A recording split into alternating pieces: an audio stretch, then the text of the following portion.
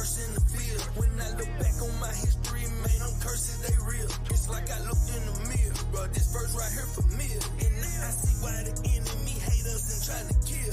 We got boots on the ground, up in this spiritual war. No, this ain't deja vu, but we done been here before. So when the Lord get the knocking, are you gon' open the door? Better not wait till it's too late. Right now you cutting it close. I talk is cheap. This walk right here we walk ain't for the weak. The kingdom ain't for free, it's for the meek. All I need is a little milk, don't need no meat. These prophecies, they coming out, you know it's gon' get deep. When you step in the Lord's house, you better watch your feet. We gon' wake the world up, wake them up out they sleep. We do this every day, we in the streets, that's a repeat. The prophets of God, yeah, we at war, we on the block. Take care of the ops, we stand on this rock. Can't be robbed, yeah, we got them shot. Scriptures got them hot, they gon' scoff. We just shake them off. They mad, yeah, they raw. This true raw, ain't no coming soft. You better count the cost, gird your loins up. If you ain't bout this truth, then damn it, what you join for? What things from the beginning, yeah, we were born for. All these prophecies, they coming true, you see the warning. God just action, no acting, don't get caught not performing. They honor with they lip, what a trip. Be about the Lord business, that my biggest tip. Take a hold of the kingdom, then I let it slip. They didn't know we was gonna rise up when we got off them shit. They talking cheap. This walk right here we walk ain't for the weak. The kingdom ain't for free, it's for the meek. All I need is a little milk, don't need no meat. These prophecies, they coming out, you know it's gon' get deep. When you step in the Lord's house, you better watch your feet. We gon' wake the world up, wake them up out they sleep. We do this every day, we in the streets, that's a repeat. The prophets of God, yeah, we at war, we can't be beat. Right, we jamming.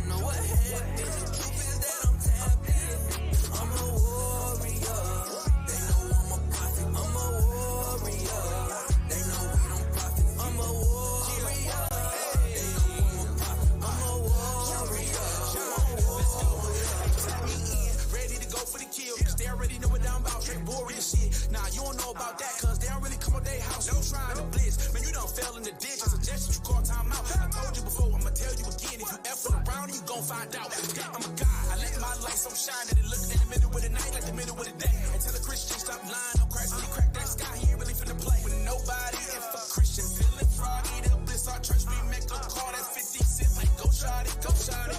A little faith make a difference. Shout out to the sons of thunder, cause we go the distance. Niggas be coming against us. Over a chair, you gotta be kidding. But if they had the chance, that they'll pull the trigger. You can take a nigga out of the world, but you can't take the world out of the nigga. They like there ain't no chance I can go back. I said nigga too many times.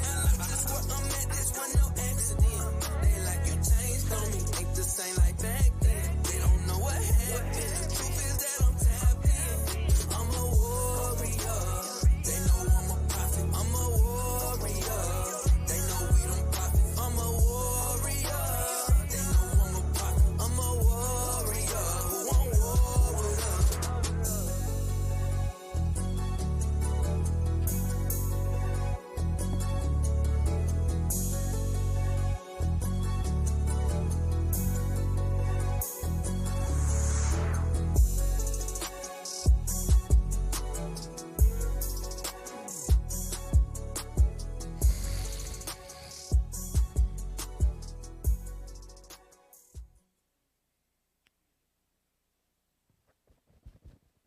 Hey, shalom, shalom, family, most high in Christ bless. Welcome to another edition of History in the AM.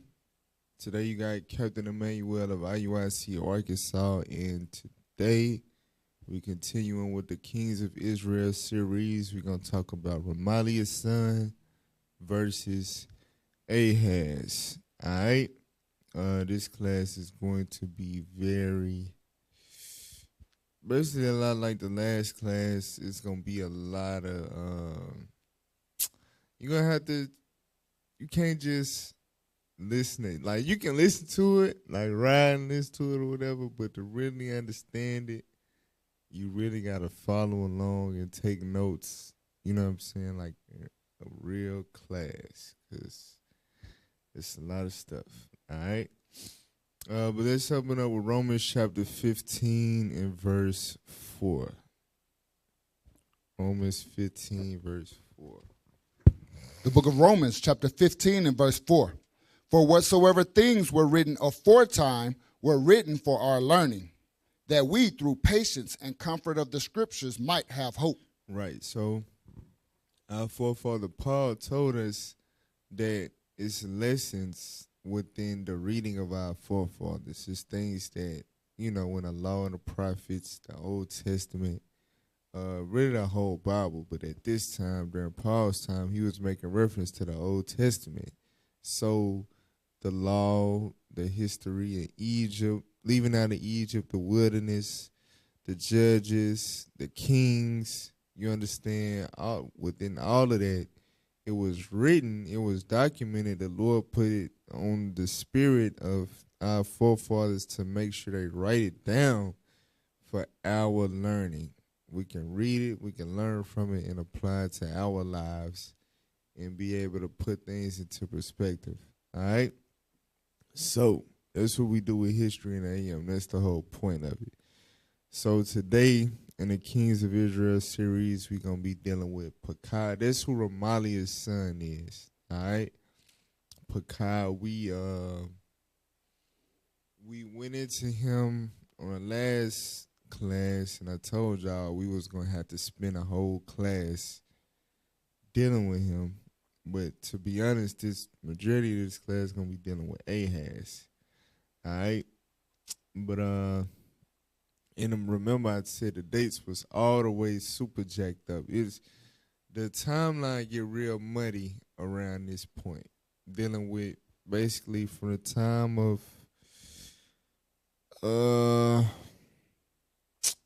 I guess from Uzziah, king of Judah, and dealing with all the northern kingdom kings that was killing each other and doing all the backdoor stuff. The dates and the timelines with the scholars got jacked up. So last time I had to, you know, just kind of, I had to, I don't know. But this time, I'm going to just go back to the book. I've been using the Rose Book of Charts and Timelines, and we just going to go with that. All right, so Pekah for the Northern Kingdom, he reigned from 752 BC to 732 BC.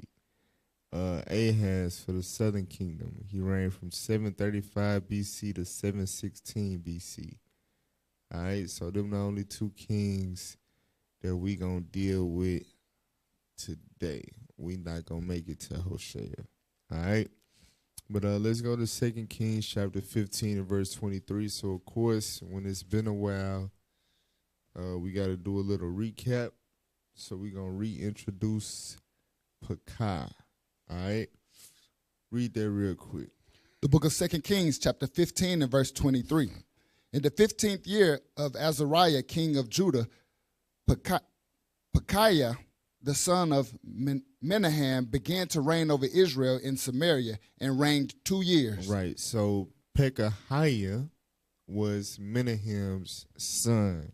All right, Menahem, during his time, the kingdom was getting very, very weakened, right? The northern kingdom had developed a strong economy under Jeroboam II through him going to war with the Syrians and gaining a lot of spoils and things of that nature.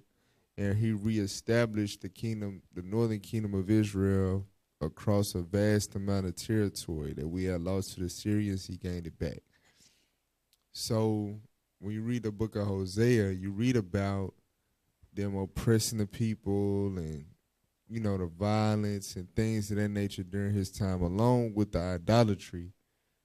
And basically the Lord began to diminish their wealth, their blessings, right?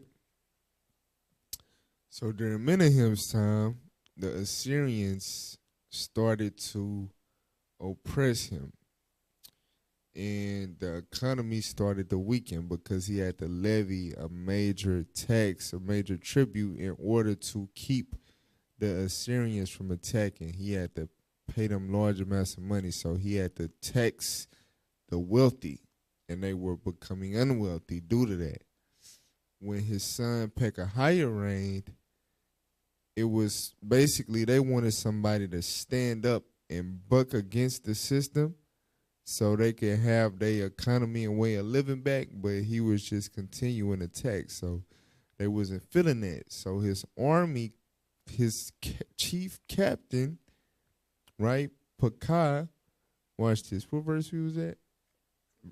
So jump down to 25. Verse 25. Uh-huh. But Pekah, the son of Remaliah, a captain of his. Right, so Pekah, his captain, Pekahiah's captain, said, this nigga is weak and he's not fit to be king. We gon' lose everything. You understand? So what did he do? Read. Conspired against him. He what? Conspired against him. So this nigga concocted a conspiracy, a treacherous conspiracy against the king. Go ahead. And smote him in Samaria, in the palace of the king's house, with Argob and Ariah, and with him 50 men of the Gideonites. And he killed him and reigned in his room. I forgot you're not good at reading names. This is going to be a long morning. All right, so we chose, it was basically a coup d'etat, right? He banded up with some men of his army. Him being the captain, he had close access to the king. So he concocted the perfect plan to assassinate the king and usurp himself on the throne. All right, that's how Pekah, because he wasn't in the king's lineage, and none of the past few kings was in the king's lineage, but Menahem's son Pekahiah who was reigning on the throne. Pekah was not of their kindred. He killed Pekahiah and took the throne via conspiracy, via a coup d'etat. All right. So did we read verse 27? Read 27. Verse 27. In the 52nd year of Azariah, king of Judah, And that Azariah is talking about Uzziah. Go ahead. Now Pekah, remember, the last good bit of amount of years of his reign was actually his son reigning, Jotham, because remember he had to dwell in that quarantine house as a leper for him tweaking with the priests, right? So he had a long reign, but the latter end of his reign was actually his son reigning in his place, all right? But it wasn't official. You basically don't necessarily count the years of his son reign until his father passes. So it's saying that it's in the 52nd year of Uzziah's reign, but it's really going into the time of Jotham. All right, but go ahead. in the 52nd year of Azariah, king of Judah, Pekah, the son of Remaliah, began to reign over Israel in Samaria, and reigned 20 years. So now give me who's who in the Bible. That's the Zonovan. The blue book. Give me the blue book. Who's who in the Bible. And let's go to page 311. About Pekah. Now y'all gonna have to excuse me. This is my coffee, so I ain't even drunk half of it yet. It got to kick in. Pekah, 18th king of Israel, after the monarchy split, he reigned 737 to 2 BC. Which is of course, and that means 737 to 732. But they had to do that because of how they had the timeline for everybody else. But we just read in verse 27, he reigned how many years? At the bottom? 20 years. So you see, and I touched on this last time, went through commentaries and all that. They was jacking the timeline all the way up. He didn't reign for 5 years. He reigned for 4 times that. All right? But anyway, go ahead. Pekah, the son of Remaliah, was an army officer who carried out a coup with 50 Gideonite troops, murdered King Pekahiah, and seized the throne. Right. Was that the first paragraph? That was it? That was it. All right, give me the definition of coup. So it said he did a, read it again. What did it say? Pekah, the son of Remaliah, was an army officer who carried out a coup with 50 Gideonite troops, murdered King Pekahiah, and seized the throne. All right. So put that on the screen. What is a coup? And the P is silent, as you can see with the little pronunciation thing. It's a coup. All right, so it's a coup. The P is silent. Now read that. A sudden, violent, and unlawful seizure of power from a government. So basically, insurrection. You understand? A takeover, a backdoor. That's what they say today. That's what the youngins say today. All right, a backdoor. That's what a coup is. You gathered some people secretly. You conspire and you overthrow the king, the person in authority. All right. So, give me Sirach chapter 27 and verse 10. So we went over this last time, and that's why the cycle continued over and over again with those Northern Kingdom kings that was doing this. Is you cannot do something like that and expect to not receive what they call the karma, right? But, you know, in biblical terms, it's reaping what you sow. So read that real quick. The book of Sirach, chapter 27 and verse 10. Watch this. As a lion lieth in wait for the prey. So just like a lion will lie in wait for his prey. It could be, he can wait 10 minutes. He can wait 10 months. You understand? But he gonna get you. As a lion lies in wait for his prey, read. So sin for them that work iniquity. So the sin for them that work iniquity. Meaning when you work iniquity, you lay up something bad to happen to you in store. All right, jump down to verse 27.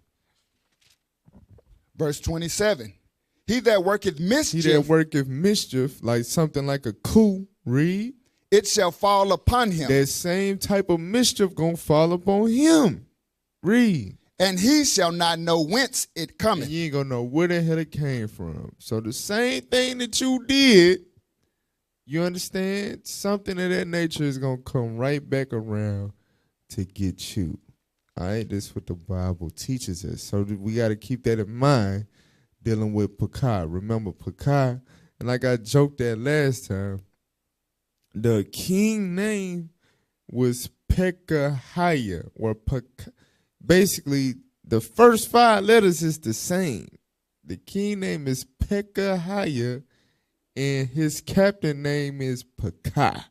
So that could have been coincidence, you understand? But to become their brother's captain, they had to be close. You understand? He had to be close to the brother. And it says he conspired against him. It wasn't like a toe-to-toe, face-to-face or whatever. He could have literally stabbed him in his back. You understand? Like like on the show Game of Thrones, how they said Jaime Lannister did the Mad King. All right? Stabbed him in the back. Literally. All right? Backstabber. You understand that when you do that type of stuff, you got to expect certain type of results. All right? So we going to get in. You got to I just want everybody to keep that in mind. So now let's go to 2 Kings 15, read verse 28. Book of 2 Kings, chapter 15 and verse 28. And he did that which was evil in the sight of the Lord. He departed not from the sins of Jeroboam, the son of Nebat, who made Israel to sin. And it wasn't like he took the throne to turn things around for righteousness' sake. You know, he was wicked as hell. He was an idolater just like all the northern kingdom kings before him. So that does not help the fact that you establish your throne by iniquity. All right, now jump down to verse 36. Verse 36. Now the rest of the acts of Jonath and all that Jotham and all that he did are they not written in the book of Chronicles of the kings of Judah? So Jotham was the son of Uzziah, who we covered last time. All right, which remember I said he took over in the latter end of his father's reign, and then he also reigned after that. All right, go ahead. In those days, the Lord began to send against Judah Rezin, the king of Syria, and Pekah, the son of Remaliah. So in those days, meaning towards the end of Jotham's reign, as Jotham was aging, because remember, he had a good reign. He did good. We're going to touch on it in a second, just for purposes of recap. But it's the Lord is telling you he started to stir up Judah and Syria to go in that direction, to go south against Judah during Jotham's reign in those days. So towards the end of Jotham's reign. All right, go ahead. And Jotham slept with his fathers and was buried with his fathers in the city of David, his father. And Ahaz, his son, reigned in his stead. All right. So Ahaz. All right. Now, like I said, we're going to recap a little bit. Go to 2 Kings, 2 Chronicles, chapter 27 and verse 6. Just to recap with Jotham briefly. All right. 27 and 6. Now, remember, Uzziah reigned during the time of Jeroboam II. They reigned years was pretty much the same. They reigned during the same time, and they had the same thing going on, except Uzziah was enforcing God's commandments, and Jeroboam was in all-out idolatry. But God was allowing them both to conquer lands that were taken from them and reestablish the territory to the boundaries in which David and Solomon had established. You understand? So basically, During their time, he gave Israel a shot to regain their promised land and retain it. So they regained it, but then on Jeroboam's end, he remained in idolatry. He didn't turn the northern kingdom back to the Lord. And Uzziah, he reigned in righteousness, and he had his moment where he jacked up or whatever, and the Lord smote him with leprosy. But he didn't go off into full out wickedness. However, he was unable to fully purge the land of idols. So now let's read about his son Jotham that we went over last time. Let's recap it just real quick. Read that. The book of 2 Chronicles, chapter 27 and verse 6.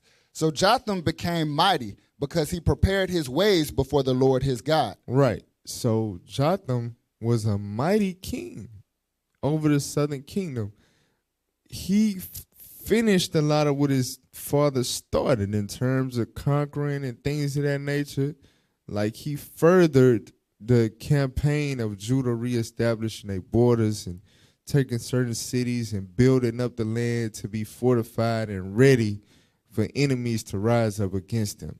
And he was having his way because he prepared his ways before the Lord his God. He was all right. Now read verse 2, though. Verse 2. Uh-huh. And he did that which was right in the sight of the Lord, Read. according to all that his father Uzziah did. So he was a lot like his father, right? A warrior that served God. Go ahead. Howbeit, he entered not into the temple of the Lord. But he didn't make the same mistake that his father did, going into the temple, burning incense like he was a damn Juvite. You understand? He was a Judah and a Levite. He wasn't delusional like that. He didn't do that.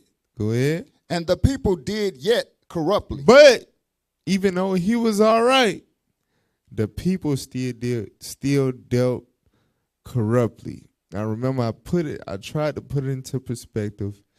Like when you watch certain shows or whatever, I know I've been using Game of Thrones a lot. But remember, in Game of Thrones, you had King's Landing, where the king was. And even in King's Landing, outside of the king's quarters, when you get to the inner city and stuff like that, it could be all manner of stuff going on. You understand? And then we're just going beyond that into different territories and communities or whatever. People were still managing to practice idolatry. All right?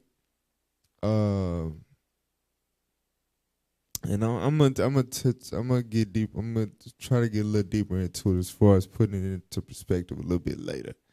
But basically, Uzziah and Jotham, even though they was, they kept the commandments, they weren't able to purge the idolatry completely out of Judah.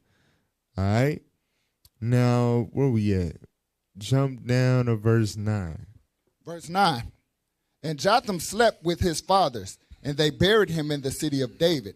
And Ahaz, his son, reigned in his stead. So now Ahaz takes the throne, right? Ahaz is Jotham's son.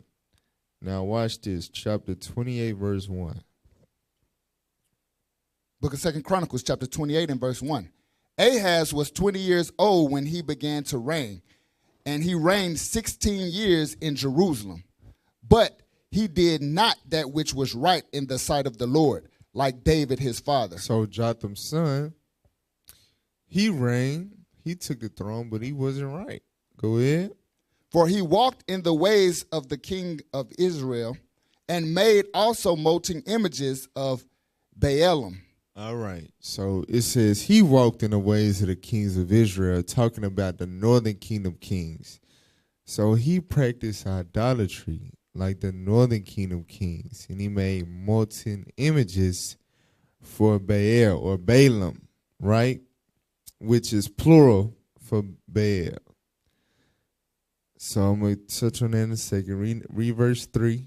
Verse 3. Uh-huh. Moreover, he burnt incense in the valley of the son of Hinnom, and burnt his children in the fire. Damn. Come on. After the abominations of the heathen whom the Lord had cast out before the children of Israel. Now, give me the Zondervan Bible Dictionary. Let's look at Hinnom. All right. Hinnom.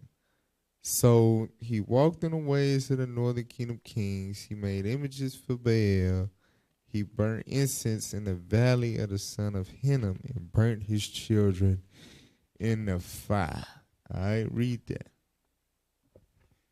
Valley of Hinnom, a dumping ground and a place for burning SW and S of Jerusalem. Southwest and south of Jerusalem.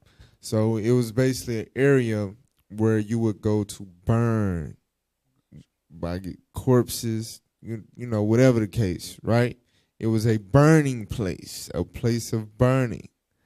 All right, go ahead. Here was Tophet, where Here was Tophet or Tophet that you read about in Jeremiah, which I covered in Giving a Sense. All right, Jeremiah chapter 7, I believe. All right, it was a place that was used specifically to burn stuff or people remains. All right, go ahead. Here was Tophet, where human sacrifices had been offered to Moloch. So they turned it into a place of human sacrifice for Molech. Molech is a Canaanite deity, all right, an idol. Go ahead. And so it was later to be called the Valley of Slaughter. The Valley of Slaughter. Go ahead. The Hebrew name translated into Greek, Gena, because the word becomes the word for hell. All right, read that part again. The Hebrew name translated into Greek, Gena, becomes the word for hell. Right. Don't it say Gehenna too? Yeah, or Gehenna. Yeah, so it's Gehenna or Gehenna. Like Officer Yuri got a line. He said, somebody in Gehenna. Gehenna is a Greek word for hell. You understand? So read that part again. The Hebrew name translated into Greek, Gena or Gehenna, becomes the word for hell, used 11 times by our Lord and once by James. Right. So basically, the Valley of Hinnom, where they burned stuff and eventually turned it into a place for human sacrifice by way of burning, that name took on what would in the future be known as or referred to as hell. All right? Which we know, like Bishop Nathaniel went over, it's going to be a realm where spirits will burn forever as their eternal judgment. All right? So, from there, get Wisdom of Solomon 12, verse 3. So, in Chronicles, it said in verse 3, he burnt incense in the valley of the son of Hinnom and burnt his children in the fire after the abominations of the heathen whom the Lord had cast out before the children of Israel. So read that. Book of Wisdom of Solomon, chapter 12 and verse 3. Go ahead. For it was thy will to destroy by the hands of our fathers both those old inhabitants of thy holy land. Right, so it's going into the people who the Lord cast out before the children of Israel, the old inhabitants of the land, meaning the Canaanites.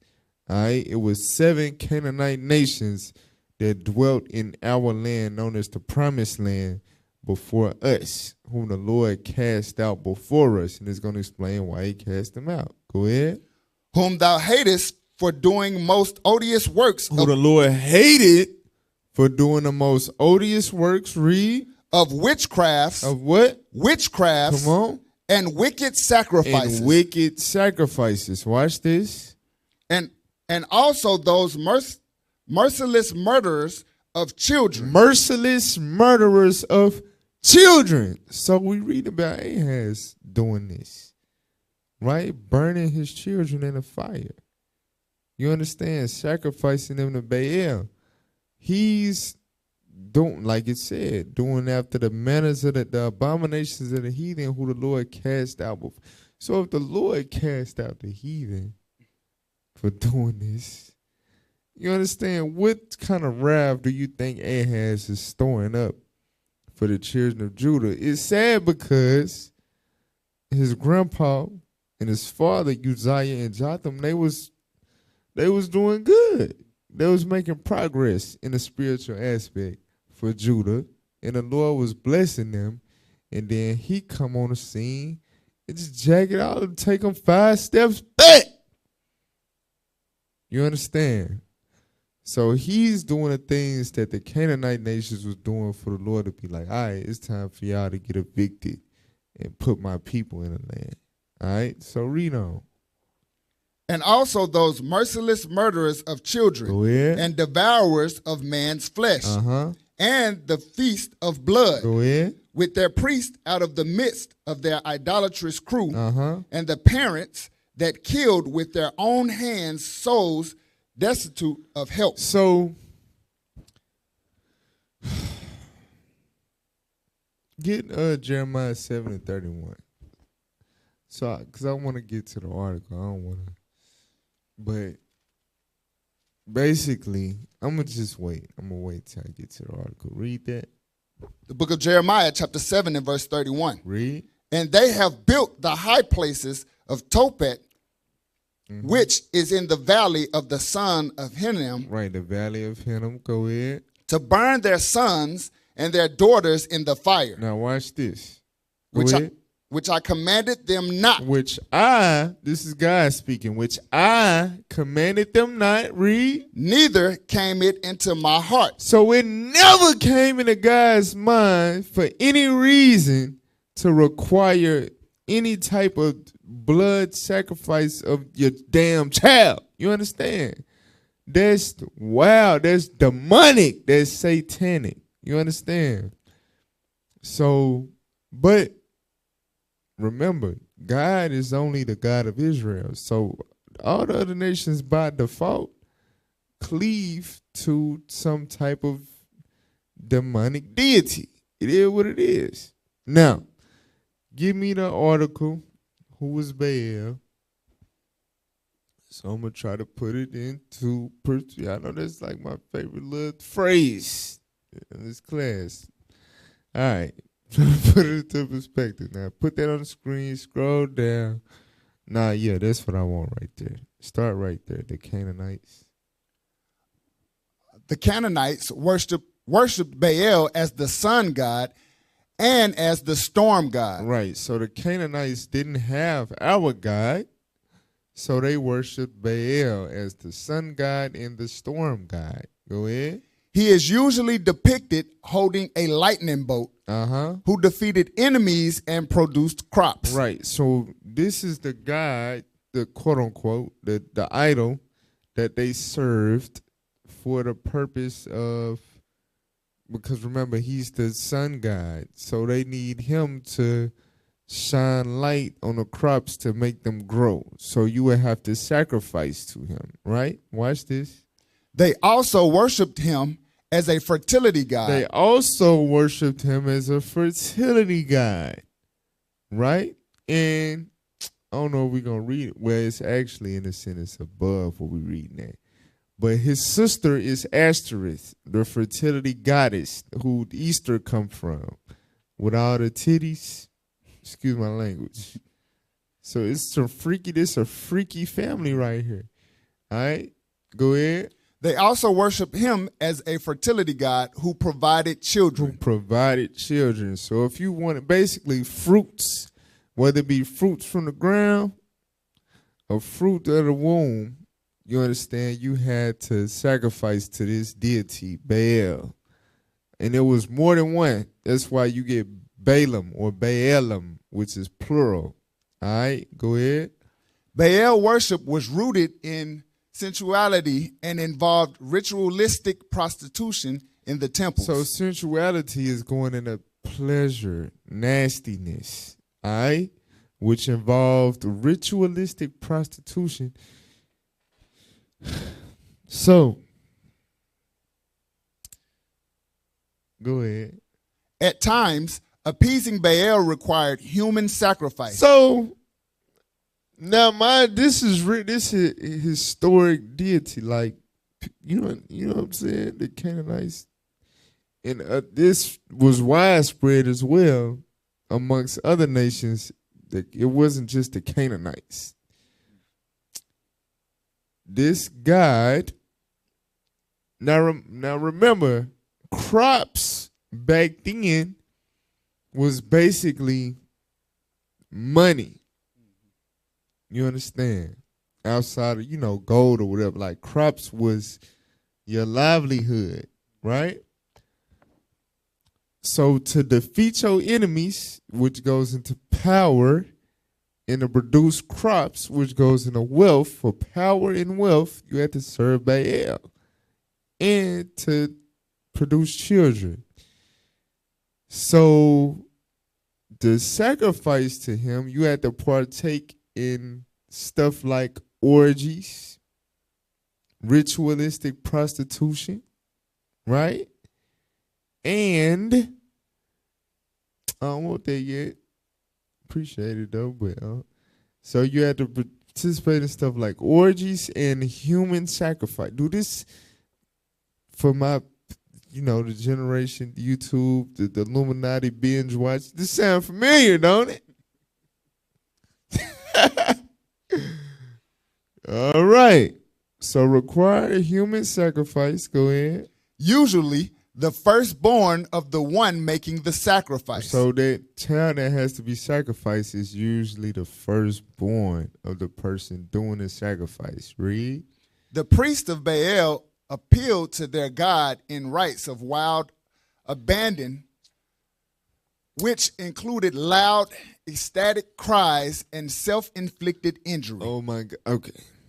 So the priests of Baal appealed to their god in rites meaning rituals, of wild abandon, which included loud, ecstatic cries and Hey, can you give me type in mosh pit on YouTube? Mosh pit. All right, and then I want something else. We get this first. I'm just showing y'all this. Hey, America is. They serve all the damn devils we read about in the Bible. All right. Yeah, totally dangerous. Yeah, you give me that.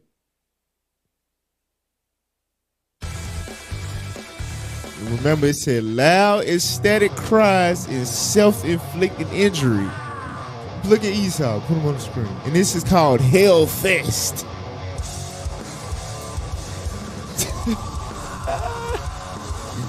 You can't make this up.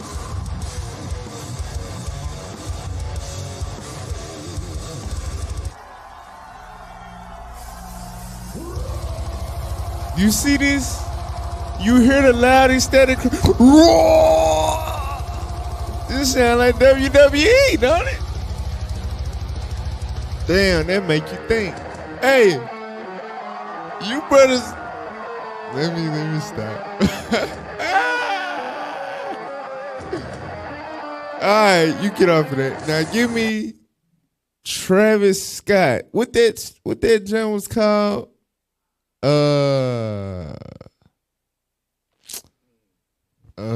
Astro World, yep. So, because Esau, they do that thing, right? But look at this right here. This was a prime example. Matter of fact, you ain't gotta be a video. Pull up like an article or something with some images. All right.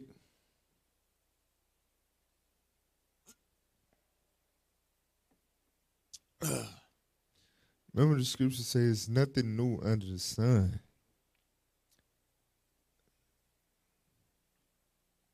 Type in Astro World concert. Yeah. All right, now go to images. So I want like the little devil stuff. All right. ain't that the mouth of Molech or something? Where all the flames at? Try to.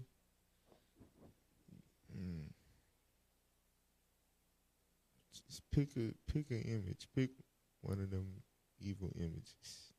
Nah, not that one. With the yeah.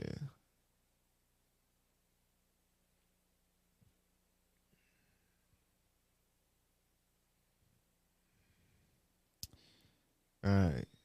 So this an image at his concert. Put it on the screen. Say, see you on the other side. Look how you look. Nah, come on now. That's scary as hell. And they in there doing what? Ecstatic cries and self-inflicted. It was a mosh pit. Now, go to an article real quick. Just see what happened there. All right, what happened at that job? Now, mind you, he's a free man. He's still dropping hit songs and making money.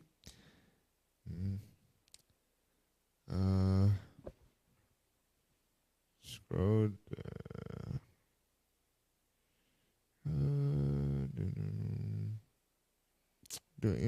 Say that his lawyers must have cleaned the internet up. What's the it was, give me some with a death toll. People was dying at that time. 10? Okay, yeah, read that real quick. The messages were among thousands of pieces of evidence gathered by the Houston Police Department during its investigation of the Travis Scott Astroworld Festival, where 10 fans died and hundreds of others were injured on November 5th, 2001. That's a mosh pit. That's what Baal requires as a sacrifice to him. You understand? Go ahead. The police department released its complete investigation report Friday. Okay. Now, get out of there. Go back to Google, type in at the end of that, what you already got, just type in Molech. Travis Scott, Astro World, Molech.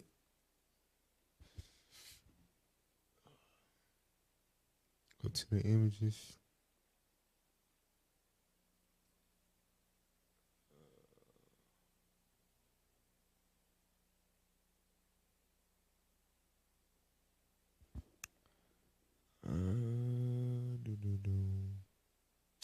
All right, go back. Go out real quick. Go back to the Go hit the first result.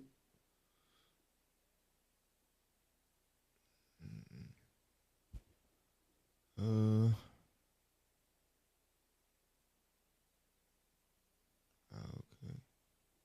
Damn. They printed a whole. Okay.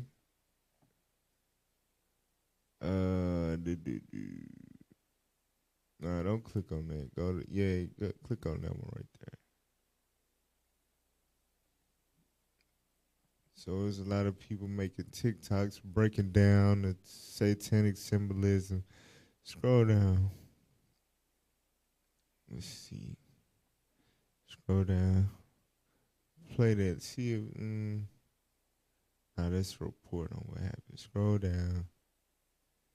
Let me see. Yeah, read that real quick. Internet users have seized on several far-fetched symbols present at the concert, including imagery of flames and burning doves.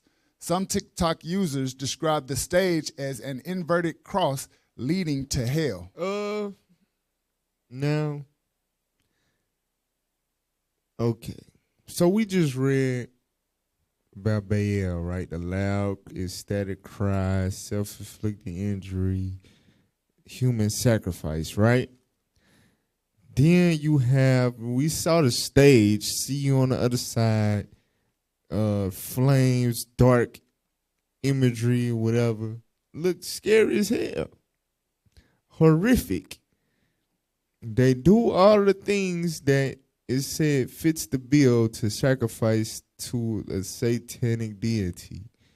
And then you got all these articles, all these damn platforms like, yeah, people making far-fetched conspiracy videos and saying this and like, we supposed to be naive, we supposed to be stupid.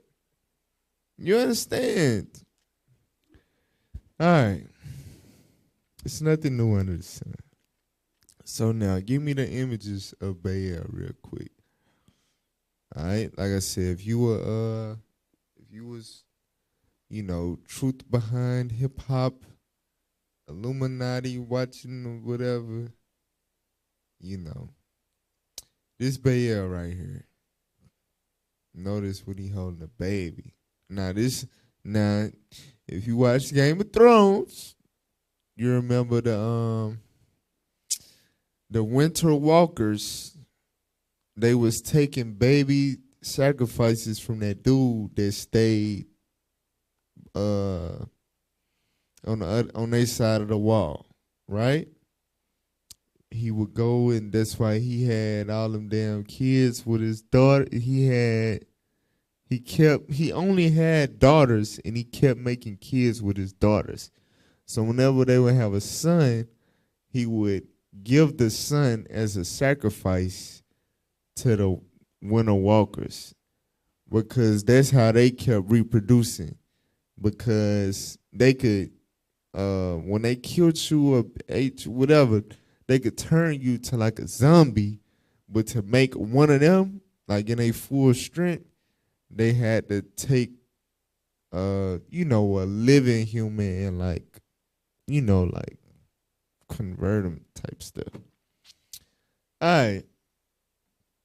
But anyway, give me the next image.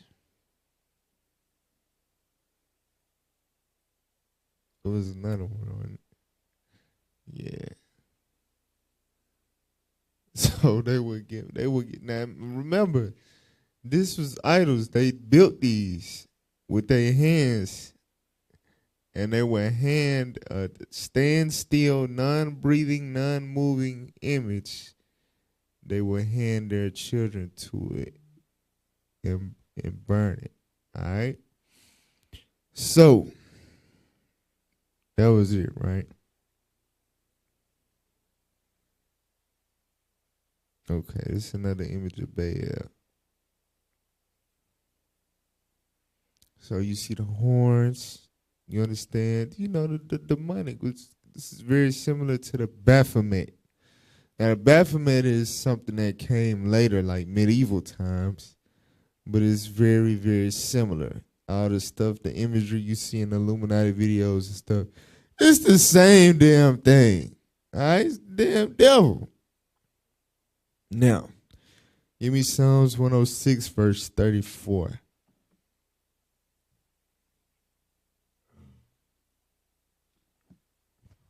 The book of Psalms, chapter 106 and verse 34.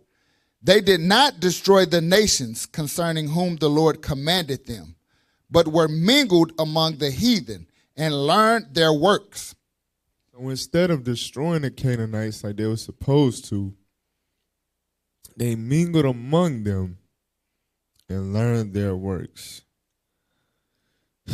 Pull that article back up real quick. Now, we're going to come back to this Psalms. Give me First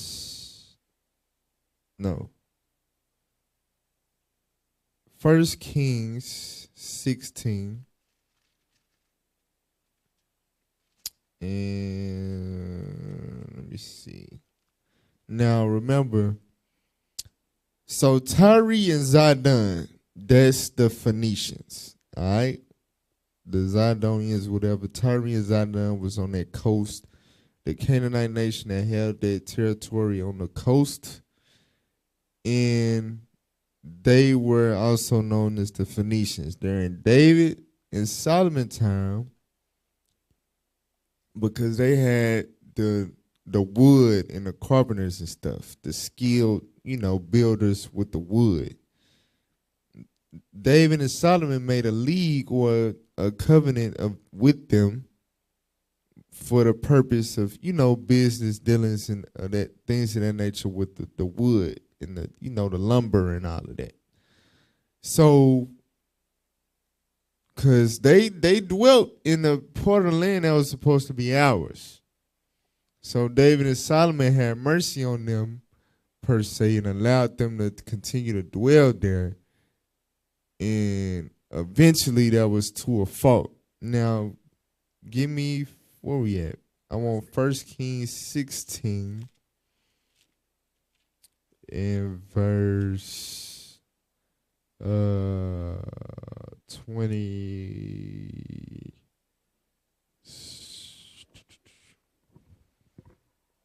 I forgot it don't really expound on it. Okay. I'm going to have to get who's who. Matter of fact, I just use Ahab. 1 Kings 16. 31. The book of 1 Kings, chapter 16 and verse 31. Now, we didn't cover this history multiple times. All right, but watch this. And it came to pass, as if it had been a light thing for him to walk in the sins of Jeroboam, the son of Nebat. So Ahab walked in the sins of Jeroboam, the son of Nebat, which was the golden calves, the idolatry, you understand, that Israel came up with, right? But watch this, though. That he took to wife Jezebel, the daughter of Ethbaal, king of Zidonians. Right, king of the Zidonians or the Phoenicians. He took his daughter to wife because that was a part of the allegiance that his father Omri made with them. Omri was like a damn Donald Trump, but a black Donald Trump. You understand? He expanded the northern kingdom. He bought Samaria. He built it up and turned it into basically like an empire, right? He basically made it a northern version of Jerusalem, or started it up, and Ahab picked it up and finished that project or whatever. But in order to turn northern kingdom into an economic power, an economic establishment, he made dealings with the Phoenicians or Tyre and Zidon. So a part of, in ancient, and it's really the same way today. To make those power allegiances, you would intermarry the families. You understand? So Omri promised his son to the king of Zidon or Phoenicia, whatever, his daughter. That's how the marriage of Ahab and Jezebel came about. And so when he did that, he went and did what? And went and served Baal and worshipped him. So with that marriage came a major influx of Baal worship throughout the northern kingdom. Matter of fact, you can read verse 32. Verse 32. And he reared up an altar for Baal in the house of Baal, which he built in Samaria. Right. So in the capital that they established, the capital of the northern kingdom, they had a big-ass altar to Baal. And they also expanded that throughout the northern kingdom. It turned into damn Baal. For real, Baal every damn where. And that came from, like we just read. And this was happening since the time that we came out of the wilderness. You understand? Well, came out of Egypt. We mingled with those Canaanites and those other nations and learned their works, like Baal worship, for example. All right, so go back to Psalms 106 and read 35 again. The book of Psalms, chapter 106 and verse 35. But were mingled among the heathen and learned their works, and they served their idols, which were a snare unto them. And they served their idols. Watch this. Yea, they sacrificed their sons. So it's expounding on how they served their idols. Those Canaanite nations we were supposed to destroy, We learned their works, meaning served their idols, meaning sacrificed our sons, read. And their daughters unto devils. Unto what? Unto devils. Unto devils. So Baal or Balaam it just means devils. You understand? And we took in human sacrifice to those those devils. Go ahead. And shed innocent blood, even the blood of their sons and of their daughters, whom they sacrificed unto the idols of Canaan. Read. And the land was polluted with blood. And the land was polluted with blood. So go to 2 Kings 16, verse 3. So this is still dealing with Ahaz. All right, now this is king of Judah, whose father and grandfather was good. All right, watch this. Read that. The book of 1 Kings, chapter 16 and verse 3. Behold, I will take away the posterity. Nah, 2 Kings 16 and 3. The book of 2 Kings, chapter 16 and verse 3. But he walked in the way of the kings of Israel. So I want y'all to pay attention. Ahaz, the southern kingdom king of Judah, son of Jotham, son of Uzziah, he walked in the ways of the kings of Israel. Now, remember, Uzziah and Jeroboam II, they was ruling during the same time as each other, and they was both expanding the boundaries of the kingdoms of Israel, right? And they didn't have no smoke with each other. So now, mind you, even though it's a divided kingdom, one kingdom do this, one kingdom do that. Remember, it was still idolatry partaking in Judah. Uzziah and Jotham wasn't able to purge the land from the idols. So you can imagine the stuff that we read about the northern kingdom. They had brothels. They was partying. They was getting drunk. You know what I'm saying? They was wicked as hell.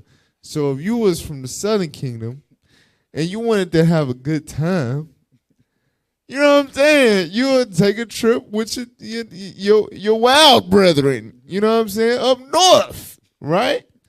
So the northern kingdom had an influence on the southern kingdom.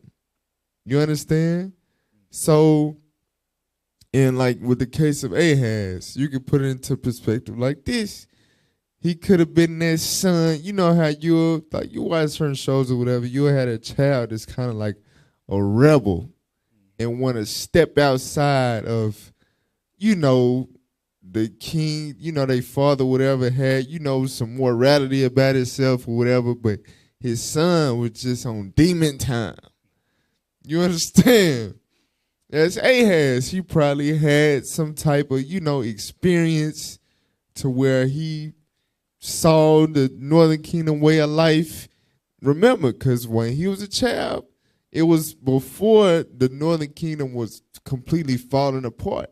So he probably saw the voluptuousness thereof, and was enticed by that thing and made up in his mind, I want to go that route instead of this serving the Lord Yahweh, whatever. I want to do the Baal. They get freaky to serve him. You know what I'm saying? So that's the route that he went. He was influenced by the northern kingdom. Thus, he served devils. All right, read that again, verse 3. Verse 3. But he walked in the way of the kings of Israel. Read. Yea, and made his son to pass through the fire. So he sacrificed his firstborn. He sacrificed his son through the fire to Baal. Go ahead. According to the abominations of the heathen, whom the Lord cast out from before the children of Israel. Now go to Isaiah chapter 1, verse 1. All right, Isaiah chapter 1, verse 1. So we still dealing with Ahaz. Now remember, the name of the class today is Remaliah's son versus Ahaz. All right, so let's read that. The book of Isaiah chapter 1 and verse 1. The vision of Isaiah, the son of Amos, which he saw concerning Judah and Jerusalem in the days of Uzziah. So Isaiah was a southern kingdom prophet. He dealt directly with the kings of the southern kingdom, but he also would prophesy concerning northern kingdom. So just take note of that, right? But it's going to tell you the time frame exactly in the days in which he prophesied, that he was an active prophet. Go ahead. Which he saw concerning Judah and Jerusalem in the days of Uzziah, Read. Jotham, Ahaz, Who? Ahaz, Read. and Hezekiah, kings of Judah. Now remember, Uzziah was good. He had that little moment, he tweaked out, but he didn't go off. Jotham was good. He prepared his ways before the Lord. And we know Hezekiah was good, right? So the third one in between, Ahaz. So if Isaiah is speaking on certain stuff, then we can basically imagine what time frame he's accrediting that activity to, right? So watch this. Read verse 2. Verse 2. Hear, O heavens, and give ear, O earth, for the Lord hath spoken. I have nourished and brought up children, and they have rebelled against me. So the Lord said, I have nourished and brought up children, and they rebelled against me. Because remember, I spoke on that rebel spirit that a son can have. I want to do something different. You understand? Now watch this. Read verse 11. Verse 11. To what purpose is the multitude of your sacrifices unto me, saith the Lord? Right. So who was sacrificing to the Lord? Judah. Right? But the Lord is checking them. What's the purpose of the multitude of your sacrifices? Read. I am full of the burnt offerings of rams and the fat of fed beasts. And I delight not in the blood of bullocks or of lambs or of he-goats. Read. When ye come to appear before me, whom hath required this at your hand, to tread my courts. Read. Bring no more vain oblations. Incense is an abomination unto me. Right. So y'all doing all these priestly, Levitical ordinances or whatever, but it don't mean nothing to me. Go ahead. The new moons and Sabbaths, the calling of assemblies, I cannot away with. Read. And it is iniquity, even the solemn meeting. So is the Lord saying Leviticus 23 is iniquity? Keeping the commandment is sin? No. But remember, Psalms 106, mingling among the heathens. So they were blending idolatrous practices with, and we gonna get into it, the temple, like within the sanctuary, the altars, so on and so forth. They was like adding damn Phoenician sauce to the, the Lord's house and the priesthood. So the Lord like, man, I don't want that shit. I don't want what y'all got cooking. It's death in the pot. All right, go ahead. Your new moons and your appointed feasts my soul hateth. They are a trouble unto me. I am weary to bear them. Go ahead. And when ye spread forth your hands, I will hide mine eyes from you. Go ahead. Yea, when ye make many prayers, I will not hear. Your hands are full of blood. Your hands are full of blood. Okay. Now read verse 21. Watch this. Verse 21. How is the faithful city become an harlot? So, how is the faithful city become a harlot? Hold that real quick. Get Hosea chapter 11 and verse 12. Read Hosea chapter 11 and verse 12. Watch this.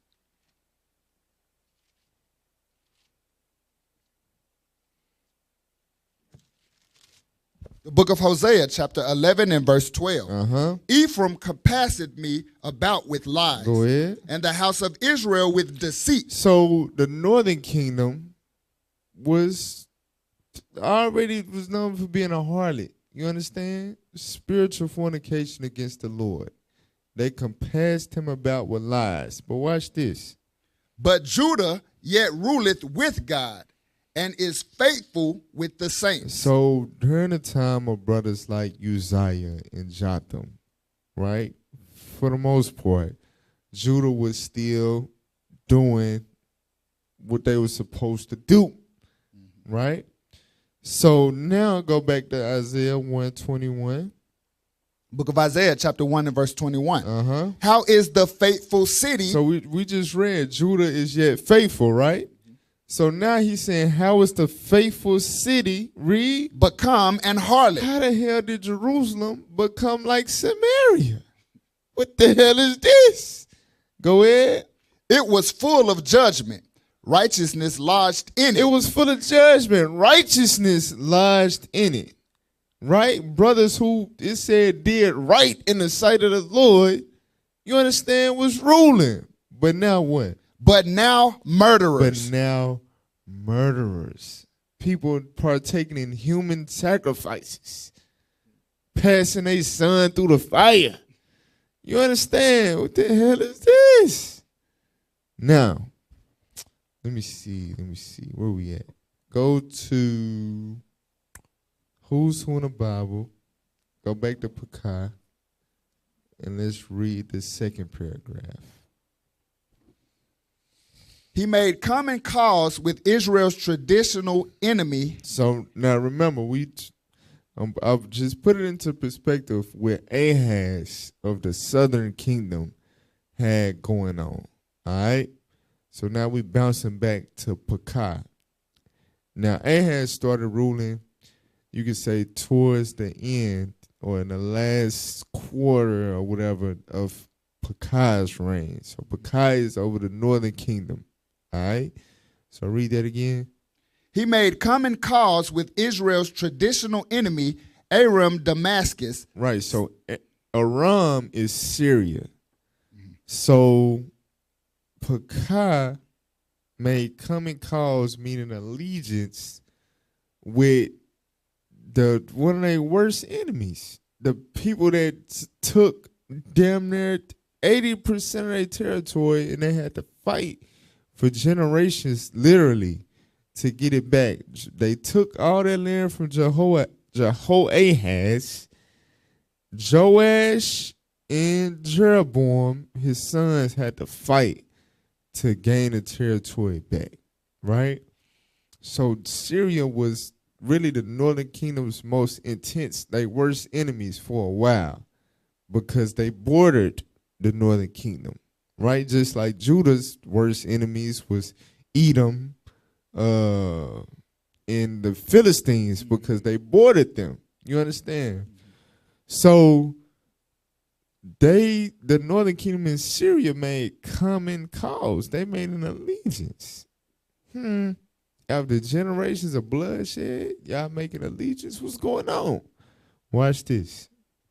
Against the expanding Assyrian power that threatened them both. You see that? So when you got a common enemy, you'll say, the hell with our beef, we got bigger fish to fry, right? So we dealt with it last time. Menahem, Tiglath-Pileser, or Pul, came up against him and made him break bread. He said, y'all gonna break bread? I'm gonna come take this. All right? And that's what caused the northern kingdom to start crumbling because of that financial burden. So remember, Pekah took Pekahiah out, which was the son of Menahem, because he felt like he was too weak. He wasn't doing nothing about it. He was just allowing the northern kingdom to crumble. So in his mind, I'm going to do what it takes to fight back against Assyria. So he joined with the enemy, Syria. You understand? So now keep reading. Pekah and Rezin, king of Aram, which is Syria, go ahead, tried to draw the kingdom of Judah into the coalition. So they said, just us two is not enough. We got to get Judah on board too. Now remember, Ahaz, from what it seemed like, he had some type of affinity with Northern Kingdom. Like basically, he looked like a prospect that would join, you understand, in that coalition. But read on. Ahaz, king of Judah, rejected these overtures. But Ahaz like, I don't want nothing to do with this, and I'm down south. You hear me? I don't want none of that northern smoke. Right? Go ahead. With the support of Rezin, Pekah then invaded and defeated Judah. So Pekah was like, oh, so you don't want to, I bet. So he joins with the Syrians to come against Judah to try to bully them. You understand? And at this point, since you rejected the coalition, now we just going to take it over. Was that it on the second paragraph? Carrying off to Israel a large number of captives. Uh-huh.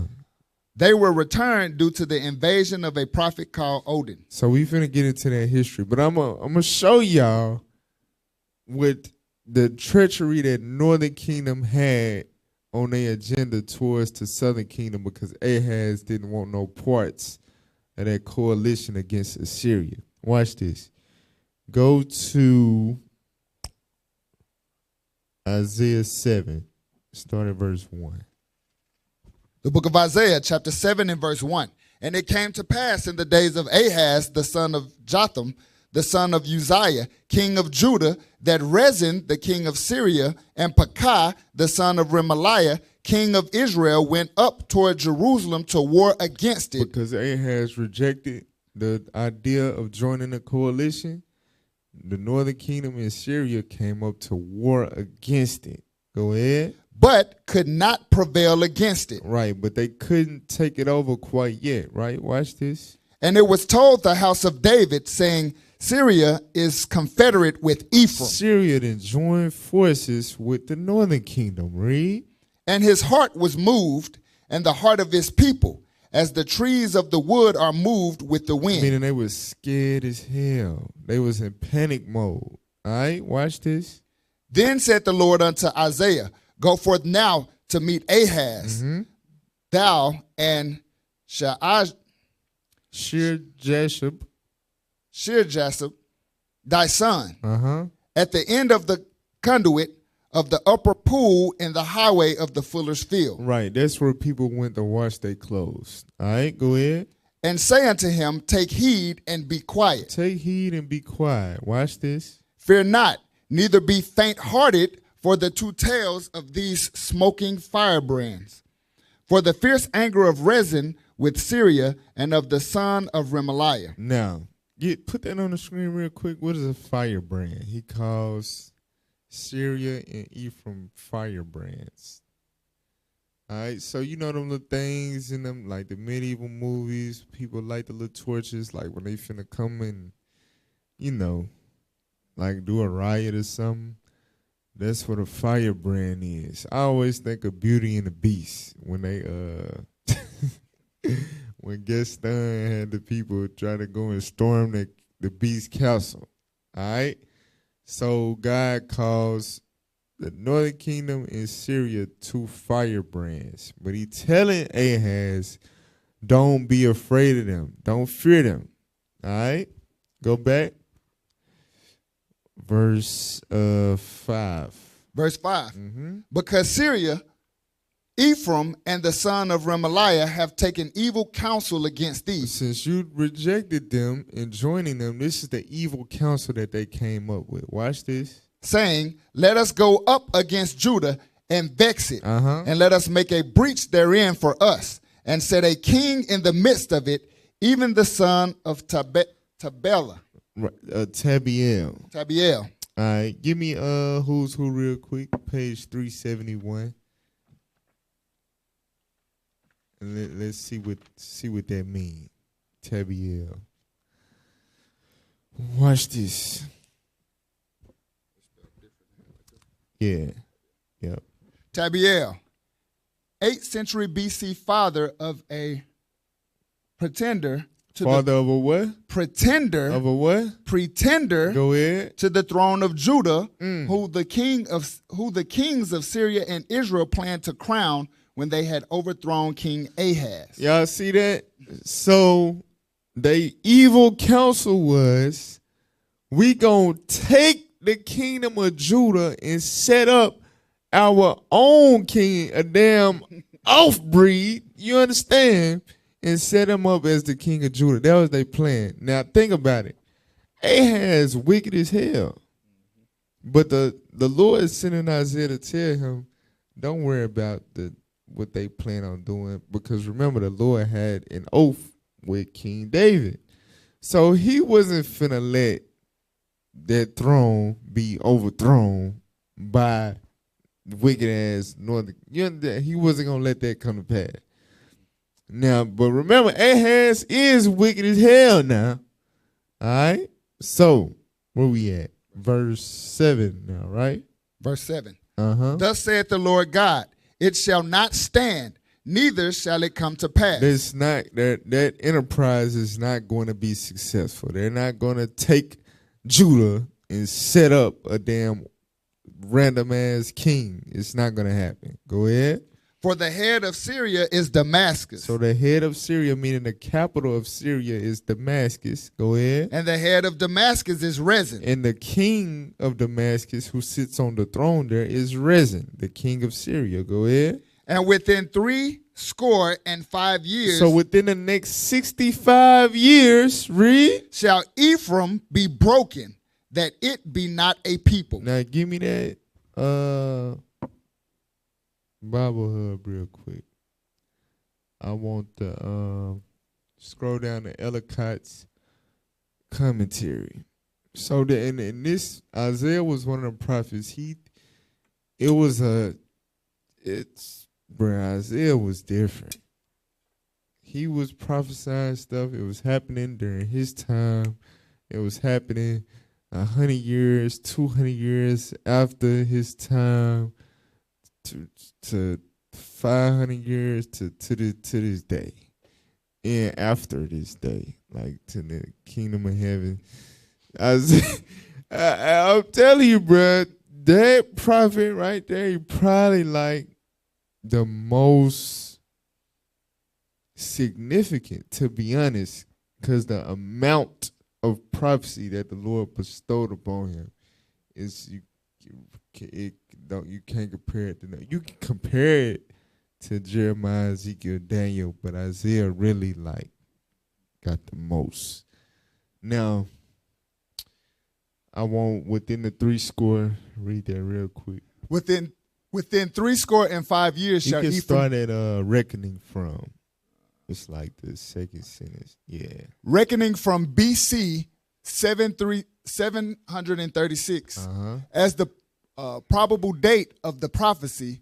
The 65 years bring us to BC 671. At that date, Assyrian inscriptions show that Ashurbanipal. Ashurbanipal. I ain't saying that right, but we gotta get on the ass snapper. Ass snapper, co-regent with his father Asharadan, yep, had carried off the last remnant. What happened with the camera? We all right? Why my screen went black? The hell is that? Why my screen went black?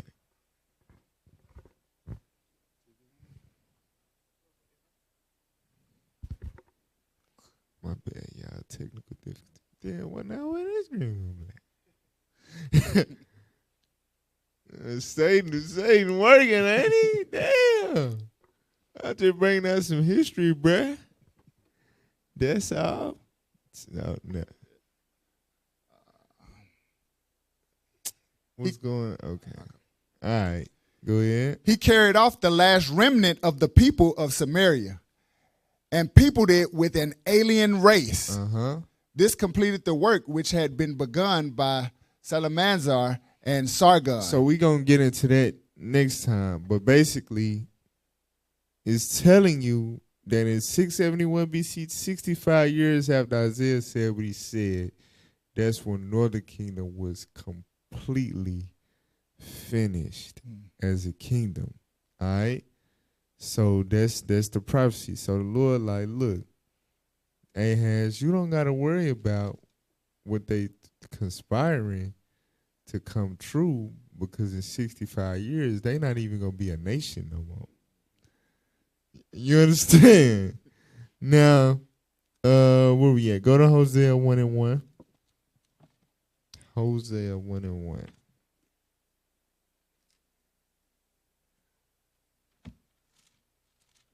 The book of Hosea, chapter 1 and verse 1. The word of the Lord that came unto Hosea, the son of Berah, in the days of Uzziah, Jotham, Ahaz, and Hezekiah, kings of Judah. You see that? The same exact time frame is Isaiah. Same exact. Go ahead.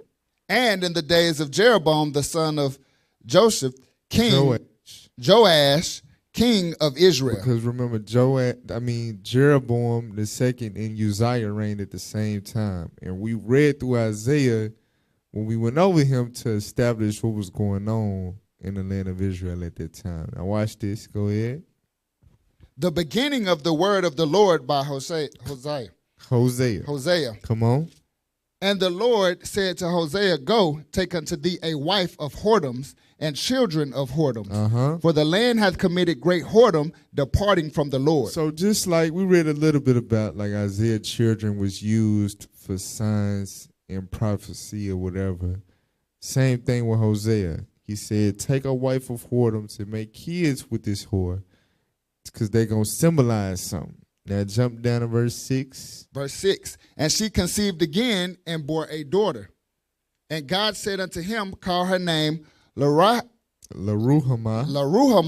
for I will no more have mercy upon the house of Israel, but I will utterly take them away. So Hosea, which was a contemporary of Isaiah, was prophesying the future demise of the northern kingdom. The Lord saying, I'm going to take them away. Read verse 8. Verse 8. Go ahead. Now when she was weaned, Laruhamah, she conceived and bare a son. So she had another son. Read. Then said God, call his name Lo-Ammi. Go ahead. For ye are not my people, and I will not be your God. Damn. So saying the same thing as Isaiah. They're going to be broken that they be not a people. God said, I'm going to disown you. Y'all wicked ass. All right? So now go to Isaiah chapter 7 and verse 9. Book of Isaiah. So all of that to say, this is the Lord telling Ahaz, he don't have nothing to worry about. He doesn't have to be afraid of what they trying to do, because he got plans for them that will make it impossible for that to come to pass. So this is basically Isaiah trying to get Ahaz to turn to the Lord. Like, the Lord got your back. You ain't got to worry about what they planning on doing. Just trust in the Lord. You know what I'm saying? Turn back to the Lord. Depart from your wicked ways.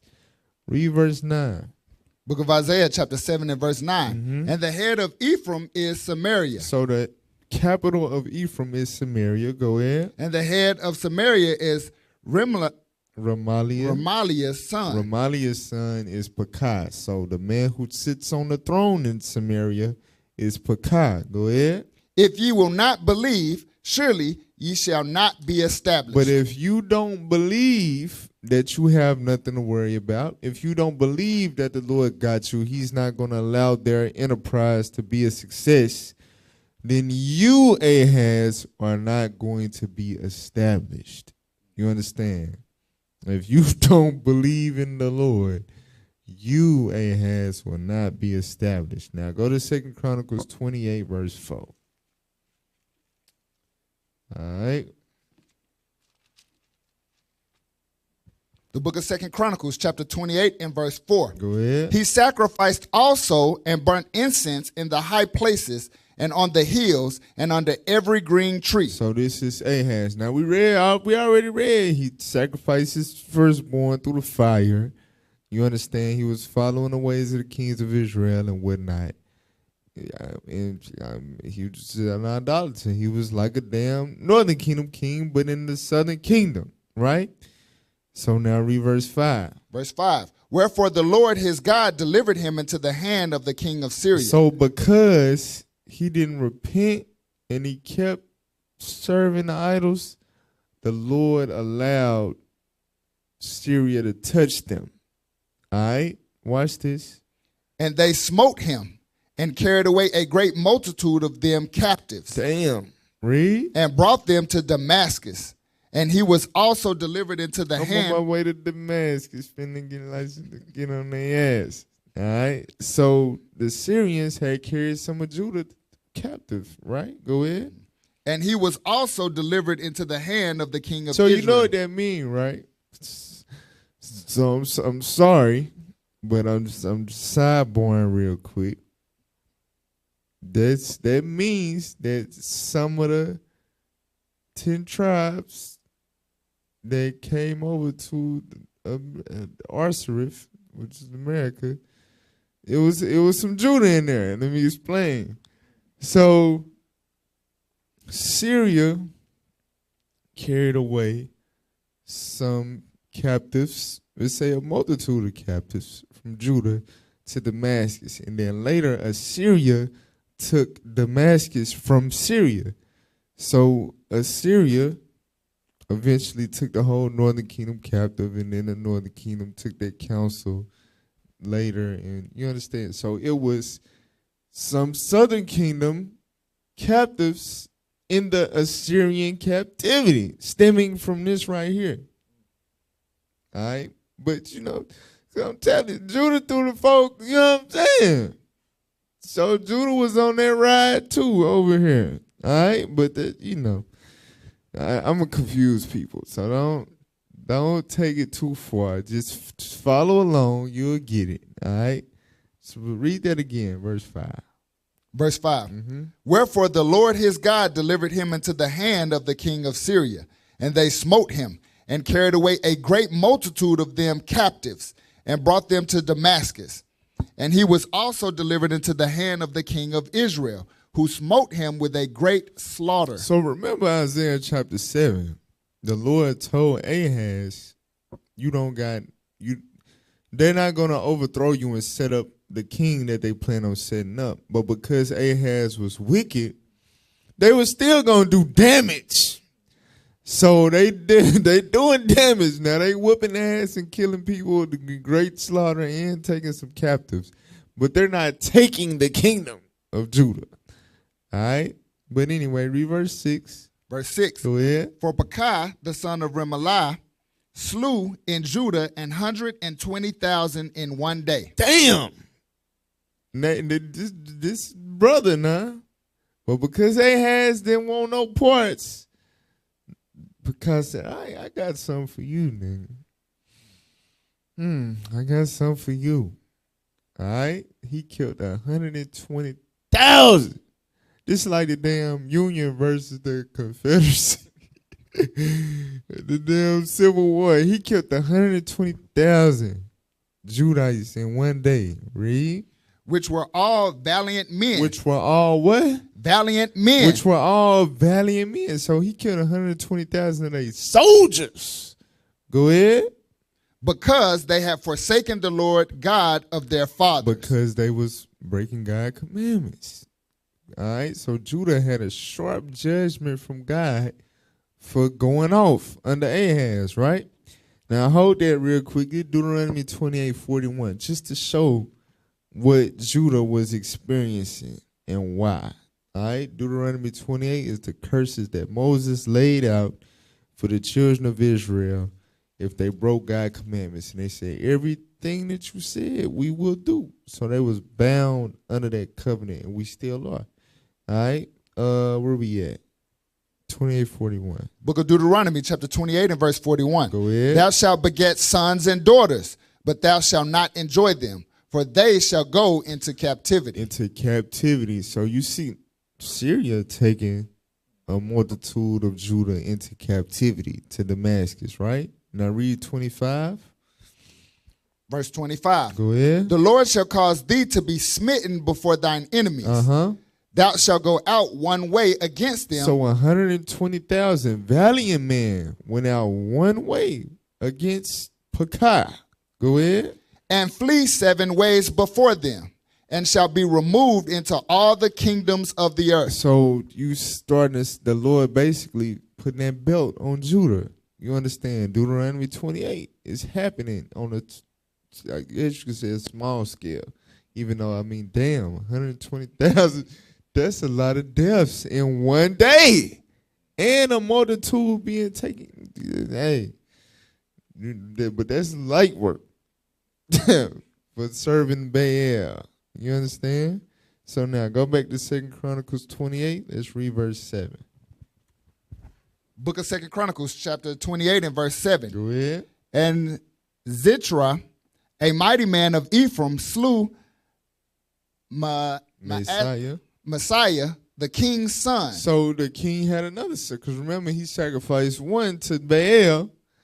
The other son, they killed them. The Pekah army killed Ahaz's other son. Go ahead. And Azrikam, the governor of the house. And they killed the governor of his house, basically what they call it in the Game of Thrones, the king's hand. Go ahead.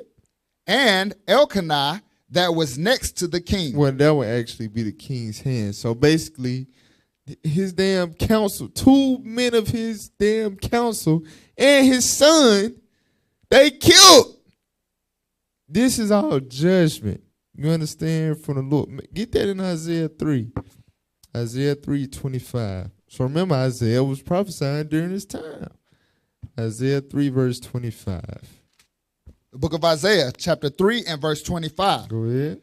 Thy men shall fall by the sword, and thy mighty in the war. And thy mighty in the war. So they lost 120,000 valiant men in one day in the war. And the damn 2 closest men to the king and his son. You understand? Falling by the sword because judgment, idolatry. Go back to Chronicles, read verse 8. Book of 2 Chronicles, chapter 28 and verse 8. And the children of Israel carried away captive of their brethren 200,000 women, sons, and daughters, and took also away much spoil from them, and brought the spoil to Samaria. So this is what Northern Kingdom did to their own brothers. All right? This reminds me of during the time of Amaziah. Amaziah had whooped on Edom, and he got bold and challenged the Northern Kingdom. And the Northern Kingdom king at the time was like, you think because you whooped some little white folks you can play with us like that, boy? You know what I'm saying? And they went and jacked them up. So now listen, you know, Judah, you know, that's the head tribe. You know what I'm saying? You know, we are forced to be reckoned with, but they was always the majority. You know what I'm saying? They had 10 tribes. And, you know, it's kind of like the same way today. You go to jail, you know what I'm saying? Our Northern Kingdom brothers, that ain't the people you want to play with in jail. In the prison, you outnumbered. For real. Our brothers, they outnumber us. You know what I'm saying? And it's in the world too. Even though we got the Bloods and Crips or whatever, you come across them, you try to cross them cartels and all that. That ain't, you don't want the Northern Kingdom it's very deadly. That's the point. All right? And yes, vicious, very vicious. So they whooped Judah ass. They took 200,000. Now, mind you, Syria took a multitude of the Damascus. They gone. But the Northern Kingdom, they take 200,000 men, women, and children, right? Now watch this. Go ahead. Verse 9.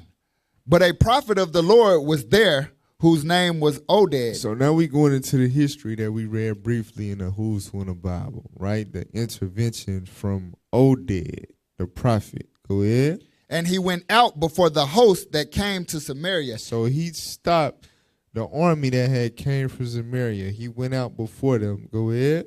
And said unto them, Behold, because the Lord God of your fathers was wroth with Judah. The Lord was pissed with Judah. Read. He delivered them into your hand. He allowed y'all to whoop on their ass a little bit. All right, go ahead. And ye have slain them in a rage that reacheth up unto heaven. And y'all went very far. All right, go ahead. And now ye purpose to keep under the children of Judah and Jerusalem for bondmen and bondwomen unto you. So this is kind of like, and this puts it into perspective. This is why Esau got to get judged so very harshly. Because yes, Deuteronomy 28, the Lord said we're going to go into Egypt with ships to be sold and so on and so forth. So Esau is, the sword. These should be rebuking me for saying sword. I don't know why I'm so used to saying it like that, but it's sword, all right? Esau is the sword of God. But they, because of their perpetual hatred, they go extra mile. They go beyond the judgment that's permitted for us to receive. Like it's in Ezekiel 35, perpetual hatred. The time of their iniquity was at an end. Y'all kept pressing the issue, right? So it's kind of like the same concept right here. The Lord is saying, look, I was wroth with Judah, Ahaz, sacrificing his kids, serving Baal. I let y'all tear their ass up, but damn, y'all gonna keep them as bondmen and bond? What the hell? Y'all think y'all the damn heathen now? The hell is this? Read. But are there not with you, even with you, sins against the Lord your God? Right, so what y'all doing that, mind you, Northern Kingdom was wicked as hell. It was, whatever. But them doing that was taking it too far. Enslaving their brothers was too far. All right, get that real quick. I was supposed to read in verse 8, but read Deuteronomy 24, verse 7, just to go into the sin that was being committed right here.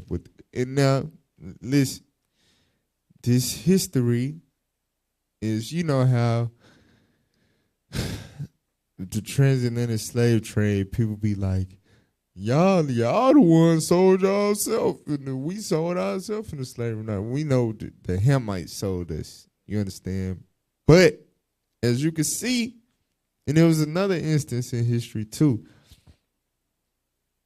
We tried it. We tried to enslave our own brothers. It is what it is. But the Lord sent a prophet to stop the shit. All right? So Deuteronomy 24, verse 7. Book of Deuteronomy, chapter 24 and verse 7. Go ahead. If a man be found stealing any of his brethren of the children of Israel, and maketh merchandise of him, or selleth him, then that thief shall die, and thou shalt put evil away from among you. So human trafficking of the Israelites by the Israelites was punishable by death in the sight of God. So that's what the Northern Kingdom was trying to do with Judah, right? Go to Leviticus 25 and verse 42 real quick. We could read this whole little thing, but I'm going to just use this verse a second time. Read that.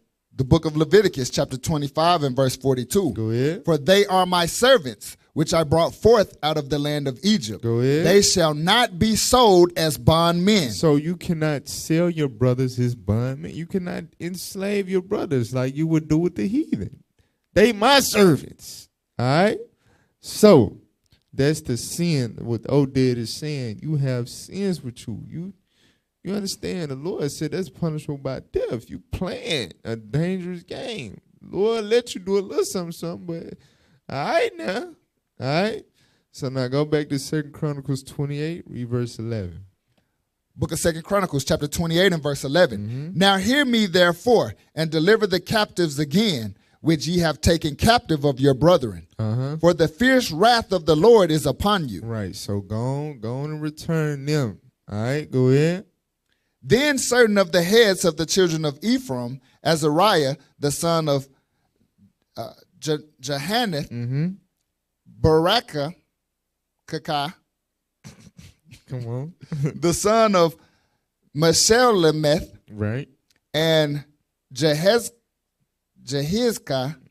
the son of Shallum, and Amisa, the son of Hadlah, stood up against them that came from the war, Read. and said unto them, Ye shall not bring in the captives hither. Right, so they hearkened to Oded. They were like, nah, we ain't going to bring the captives in here in Samaria. Go ahead. For whereas we have offended against the Lord already. We already wicked as hell. We already, all types of idolaters. Read. Ye intend to add more to our sins and to our trespass. You finna put us in grave danger by enslaving our own brothers, the Lord's servants, trying to make them my servants. Nah. Go ahead. For our trespass is great, and there is fierce wrath against We Israel. already dealing with Assyria. You understand? We still dealing with them. So we might not want to do this. Go ahead. So the armed men left the captives and the spoil before the princes and all the congregation. So they gave up the brothers and sisters and the children that they planned on taking captive and the spoil that they robbed from Judah. Go ahead. And the men which were expressed by name rose up and took the captives. So those leaders in verse 12, they rose up and took the captives. Read. And with the spoil clothed all that were naked among them. They clothed the naked. That's how treacherous. Like how you be seeing naked slaves and slaves walking around naked in the slave pictures. They did that to Judah. You know what I'm saying? So them brothers, Dad put the fear of God on them, and they put clothes on the brothers and sisters. You know what I'm saying? Go ahead. And arrayed them and shod them and gave them to eat and to drink and anointed them and carried all the feeble of them upon asses and brought them to Jericho, the city of palm trees, to their brethren. So they returned them to their brethren in Judah. Go ahead. Then they returned to Samaria. And then they had returned back to Samaria. Go ahead. At that time did King Ahaz send unto the kings of Assyria to help him. Now, in the meantime, so while this is happening, now, you got to put it into perspective. So Isaiah told them, they're not going to overthrow you or whatever. But Ahaz was still wicked as hell, so the Lord did allow them to jack him up. But as you can see through the Lord's mercy, it was like, all right, that's enough now. Return them to captives. You understand? So Ahaz was supposed to repent, turn to the Lord, and not fear them. But because he didn't repent in the first place, and now that the hell is unfolding, they attacking and they killing 120,000 of your mighty men in one day. He like, yeah, I'm going to go to the person that they afraid of. So Ahaz thought it was wise for him to go and seek help from Assyria. So it's 6:27 right now. It's damn. Because I want to show y'all how this is why the Lord said never trust your enemy. Even though Assyria wasn't necessarily Judah's direct enemy yet at this time, they still the heathens, so they the damn enemy. Assyria played the hell out of Judah. All right? Let me see. I'm going to shut it down at 6:45. I'm going to see how much I can get through with this. Now, go to 2 Kings 16, verse 5.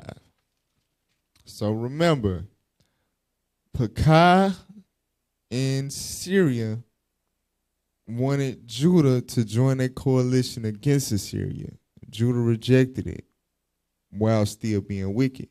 So the Lord allowed Pekah and Syria to do severe damage to Judah, but not fully fulfill their enterprise as far as their plans on conquering Judah and setting up their own king. The Lord stopped that. So, but Ahaz basically, I guess you could say in defense and or retaliation, attempts to team up and get aid and assistance from Assyria. which is who the northern kingdom and Syria joined together to band against, right? So now 2 Kings 16, verse 5. The book of 2 Kings, chapter 16 and verse 5. Come on. Then Rezin, king of Syria, and Pekah, son of Remaliah, king of Israel, came up to Jerusalem to war. And they besieged Ahaz, but could not overcome him. Because Isaiah 7, the Lord declared it. They're not going to overcome you. Go ahead.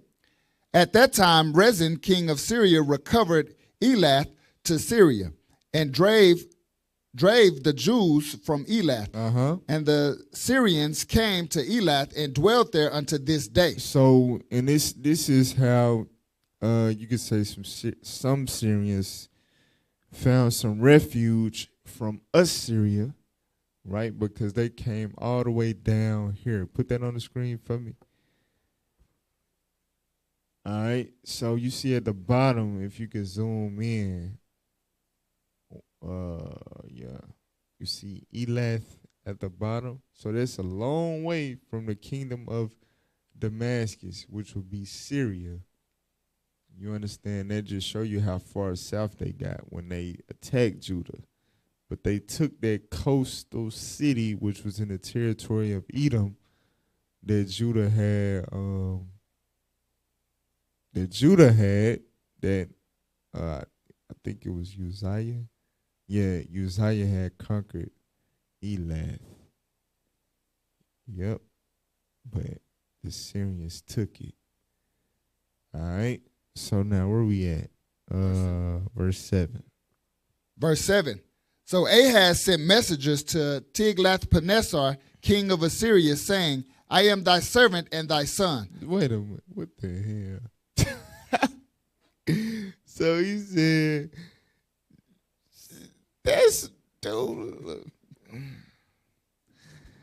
Ahaz went and told the king of Syria, I'm your servant and your son. Damn, bro. I'm telling you, bro. You see why the Lord had to Deuteronomy 28 us, bro. Like, man.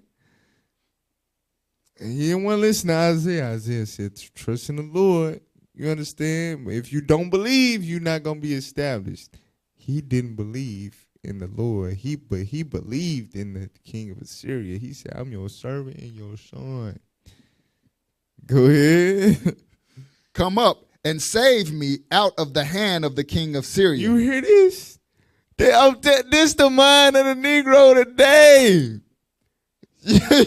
They want the white man, they in the same man that enslaved them to save them. You understand? It's nothing new under the sun, bro. I'm telling you.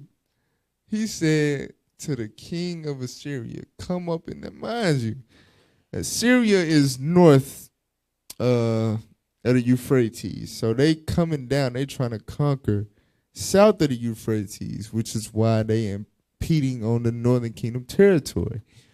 So they trying to come and conquer this whole region, but Judah not seeing it like that. They just seeing it like you coming against Syria and Ephraim or Samaria. You understand? Not knowing that Assyria got plans on eventually working his way down south too. But you know, I'm gonna put my faith in you. Save me, right? Go ahead.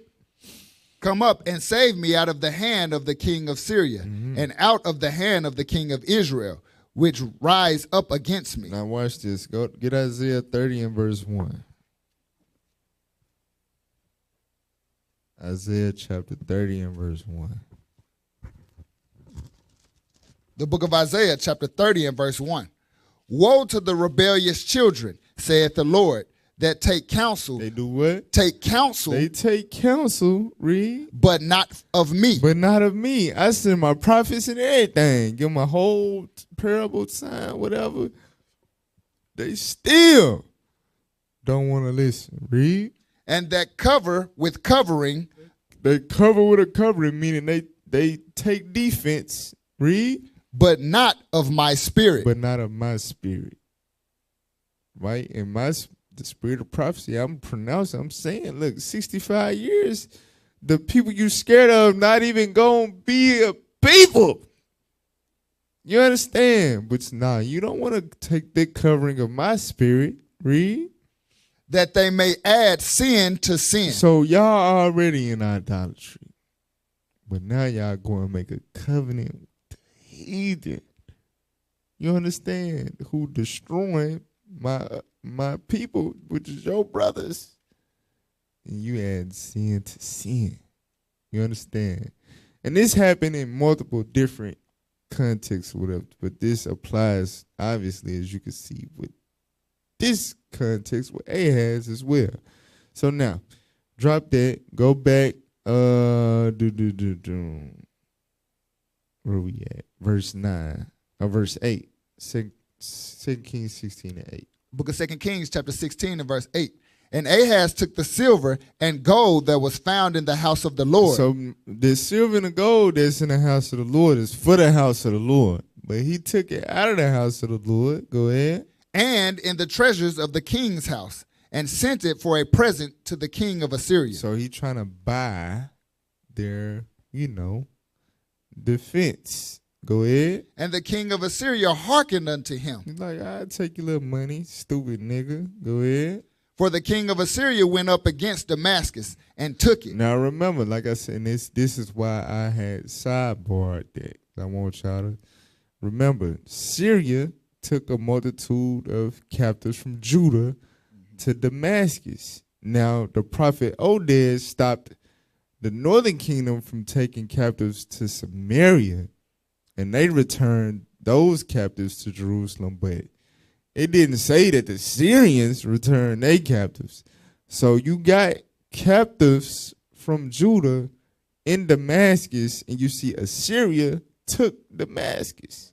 So that means the Assyrians not only had the northern kingdom in captivity, which we're going to cover next time, but with them taking Damascus, that came with some captives from Judah. So like I said, it was some damn Judites on that trip to Israel. I understand that. But anyway, keep going. Verse 9. And the king of Assyria hearkened unto him, for the king of Assyria went up against Damascus and took it, and carried the people of it captive to Kir, and slew Rezin. And killed Rezin, which was the king of Aram, or Syria. They killed him and took the people of Damascus captive to Kir, K-I-R. This is, I'm telling you, the prophecies, they come out, or they carry out in layers. Watch this. Go to Amos chapter 1. So we had covered this as far as the top of the prophecy, of this prophecy coming to pass. And this is why, this is the divinity. This is why the scripture say man's going to the Lord, it's all of the Lord. All right? I'm going to explain when we read it. Read Amos 23. The book of Amos, chapter 1 and verse 3. Go ahead. Thus saith the Lord, for 3 transgressions of Damascus, and for 4, I will not turn away the punishment thereof. Right, so Damascus is the capital of Syria. All right? So the Lord is, through Amos, giving the judgments that the Lord plans to inflict upon Syria. Watch this. Because they have threshed Gilead. Threshed is the same thing as thrash. Like niggas be thinking, I thrash your ass. Syria thrashed Gilead. Go ahead. With thrashing instruments of iron. And this goes back to history that we covered already, which go way back to Elisha, that were really Elijah, but they prophesied Syria to destroy or to thrash northern kingdom, which took place beginning with Hazael. Remember, Elisha had the conversation with him. He started crying because he foresaw what Hazael would do to the northern kingdom. So they thrashed the northern kingdom, and they took, like I said, a large amount of their territory. So God had judgments in store for them for doing that. Remember, they was killing pregnant women, and you know what I'm saying? It was terrible. Elisha was crying when the Lord showed it to him in the spirit, right? But anyway, go ahead. Verse 4, but I will send a fire into the house of Hazael, Come on. which shall devour the palaces of Ben-Hadad. So this came to pass during the times of Joash and Jeroboam II. The Lord allowed them to get all of that back from Syria. So they overcame Syria by war and took back all of that land that Syria took from them. Go ahead. I will break also the bar of Damascus. Go ahead. And cut off the inhabitant from the plain of Avon. So you know what a bar is going into like a lock, like a gate, a barrier. Damascus, again, was the head of Syria, meaning the capital. So they was fortified. So the Lord is saying, not only am I going to, what it say, set a fire into the house of Hazael or whatever, I'm going to break the bar of Damascus. Go ahead. And cut off the inhabitant of the plain of Avon. Watch this. And him that holdeth the scepter from the house of Edom. Him that holdeth the scepter is the king that would reign in Damascus. Going into who? Rezin. You understand? The Lord is saying, I'm going to cut off him that holdeth the scepter, meaning the king. I'm going to cut him off. Read. From the house of Edom. Uh-huh. And the people of Syria shall go into captivity. So this is the latter end of the judgment that Amos pronounced. The people of Syria or Damascus go into captivity. Read. Into Kir. Into where? Kir, saith the Lord. So when you read verse 1, this was during the time of Jeroboam II. This is about, 50 years prior to what we read now. And during the time of Isaiah.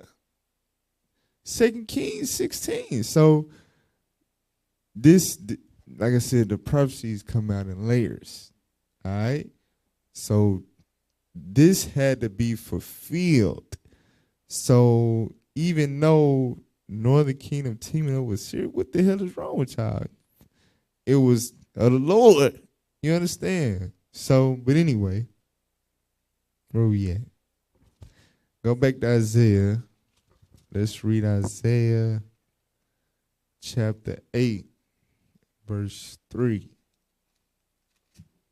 So now you see how the Lord dealt with Syria after he let them punish Judah, take some captives and kill some people with a slaughter. He went on and judged them. And Assyria took Damascus, killed their king, and took their people captive, right? Now watch this. Read that. The book of Isaiah, chapter 8 and verse 3. Come on. And I went unto the prophetess, and she conceived. Right, so he went to his wife, right? So the wife of a prophet would be called a prophetess. It don't mean she was out there going to camp. She was the wife of a prophet. So he went to his wife, and she conceived. Go ahead. And bare a son. Uh-huh. Then said the Lord to me, call his name Maher-shalal Hashbaz. All right, keep reading. For before the child shall have knowledge to cry. Before the child can have knowledge to say, when, read. My father and my mother, the riches of Damascus. The what? The riches of Damascus. The riches of Damascus. Go ahead. And the spoil of Samaria. And the spoil of Samaria. Read. Shall be taken away before the king of Assyria. Y'all see that? So they thought they just, got a good little victory over Judah. The Lord said, before your baby can say when, I'm going to judge their ass by the hand of the king of Assyria. And you saw that come to pass. They killed Rezin, took the people of Damascus captive, right? Now, we not going to be able to get to what they was able to do to Pekah. We're going to have to cover that next time. But keep reading, though.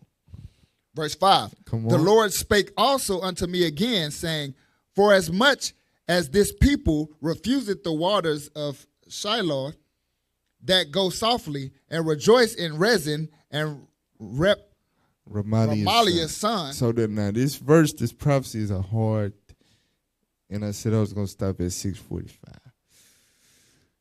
Okay. So, and the Lord spake also unto me, which is Isaiah again, saying, for so much as this people is talking about Judah. This people refuseth the waters of Shiloh that go softly. That's talking about the reign of the seed of David. The reason why I say waters of Shiloh that go softly, because it's a peaceable kingdom. So, and what Uzziah and Jotham worked so hard for, they built all these damn cities and strong walls and engines of war, so Judah could establish their borders and live peacefully. Ahaz want to rebel and be a damn idolater and worship Baal and get all up. So on his end, he refused to continue a peaceable reign serving the Lord on his end. Now, the latter part, it says that goes off, and rejoice in Rezin and Remaliah's son. Now, Ahaz wasn't rejoicing in Rezin and Pekah because they was what he was scared of. They the reason why he had to go join with Assyria. So how did this people, which is Judah, rejoice in Rezin and Remaliah's son? Now, I'm telling the Bible is this stuff, what they call abridged, abbreviated. It's be a lot of stuff going on that's just not going to fit all the way, you know what I'm saying, plainly into the scriptures. Now, pull up the commentary real quick. Which one I want? Ellicott's commentary on the Bible Hub. All right, I won't scroll down. Nah, you on the wrong one. We are reading Isaiah 8 verse 6. There you go. All right, scroll down. All right, so let's read that real quick. For as much as this people refuseth the water of Shiloh. Grammatically, the words this people might seem to refer to Judah and suggest the thought that the tyranny of Ahaz had made him so unpopular that his subjects welcomed the invaders. Y'all see that? Go ahead. On this view, Ahaz sought the alliance with Tiglath-Pileser as against his own subjects, no less than against Syria or Ephraim. So it's putting it into perspective. Ahaz wasn't just seeking help from the king of Assyria against the northern kingdom of Syria, but against his own damn people in Judah. They didn't like his ass. Uzziah and Jotham had us doing good. You come along and want to serve the devil, and you messing up the culture. So his own people was posing a threat against him. You understand? Go back. Keep reading. He was as a Ferdinand of Naples falling back on Austria to protect him against Garibaldi and Victor Emmanuel. So it's giving like another historical reference to try to help put it into perspective. All right, go ahead. What line was the prophet to take? So what line was the prophet to take? Read. Was he to take the side of the king? So was Isaiah going to take Ahaz's side? Read. Or that of his rebellious subjects who were already to sacrifice their independence? So was Isaiah going to choose Ahaz or the people of Judah? Now remember, Ahaz wicked as hell. The people of Judah going against their king and was ready to sacrifice the kingdom of Judah because they wasn't feeling Ahaz. So which side was Isaiah going to take? Read. As it is, he sides with neither and has a warning for each. So And what it means by ready to sacrifice their independence, meaning they were in support of Pekah, Remaliah's son, and Rezin, king of Syria's idea of taking over Judah and setting up a pretender king. What did it say? The son of Tabiel, right? So the people was finna be cool with that. To hell with the lineage of David and the Lord's covenant with David. We hate Ahaz and we'll let the northern kingdom take over. You understand? So all this is going on. So Isaiah is not going to take either side. That's why he addressing them both. It say, as it is, read that. As it is, he sides with neither and has a warning for each. And has a warning for each. So that's what we read in Isaiah chapter 8. He's warning both the subjects that's rebelling against Ahaz and willing to rejoice in Rezin and Pekah, and he warning Ahaz. Mm-hmm. You know what I'm saying? Just trying to make a covenant with Assyria. All right? So, go back to Isaiah 8, read 6 to 8 real quick. The book of Isaiah, chapter 8, verse 6. Go ahead. For as much as this people refuseth the waters of Shiloh that go softly. So the king of Ahaz is refusing to keep the kingdom in righteousness. Go ahead. And rejoice in Rezin and Remaliah's son. And the people is ready to just fall in line under wicked northern kingdom and Syria's agenda. Go ahead. Now therefore, behold, the Lord bringeth up upon them the waters of the river, strong and many. So the Lord said, I got something for all y'all ass. For Pekah, the northern kingdom, for Syria, and Ahaz. Read. Even the king of Assyria and all his glory. And he shall come up over all his channels. Come on. And go over all his banks. And he shall pass through Judah. He shall overflow and go over. He shall reach even to the neck. Go ahead. And the stretching out of his wings shall fill the birth of thy land. The breath of thy land, O Emmanuel. O Emmanuel. So basically the people that you trying to be in cahoots with, Ahaz, they gonna turn against you. Isaiah warning him. So, yeah, I had a lot more. I don't know what the hell. All right.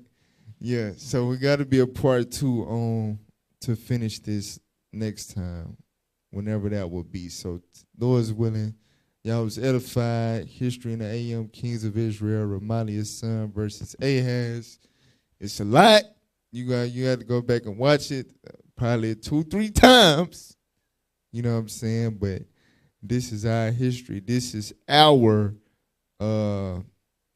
HBO. You know what I'm saying? Production. All right.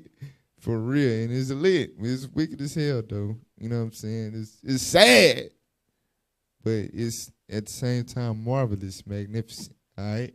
So all praise to the Most High. Lord's willing, y'all have a good rest of y'all day. Most High Christ bless.